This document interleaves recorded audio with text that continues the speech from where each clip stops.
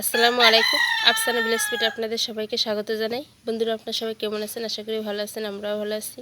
আমার নতুন বন্ধু, পুরনো বন্ধু যারা যারা আমার ভিডিওটা দেখছেন তাদেরকে অসংখ্য অসংখ্য ধন্যবাদ। দেখুন, এখানে আমি নিয়েছি মসুর ডাল বেটে নিয়েছি। এখানে নিয়েছি মোচাটা ভালো করে ছোটো ছোটো করে কুচি করে পরিষ্কার করে ধুয়ে নিয়েছি। এবারে দিয়ে দেব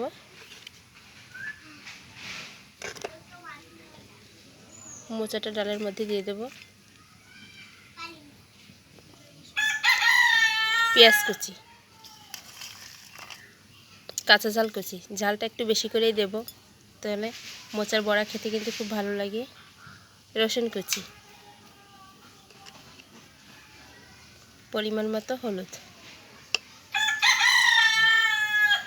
স্বাদ মতো লবণ। এবারে দিয়ে দেব গোটা জিরা। সবশেষ দিয়ে দেব হাফ চামচ জিরা গরম মশলার গুঁড়ি। সব উপকরণগুলো একসঙ্গে ভালো করে মাখিয়ে নেব।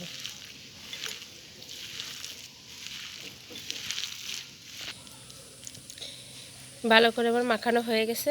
এবার আমি 5 মিনিটের জন্য রেস্টে রেখে দেব। চুলাটা ধরিয়ে দিয়েছি, কড়াইটা এখন আমি বসিয়ে দেব।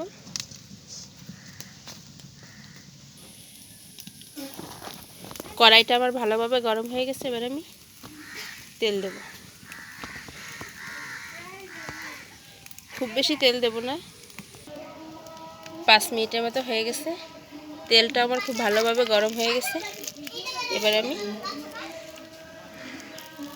মোচার বড়াগুলো ভেজে নেব।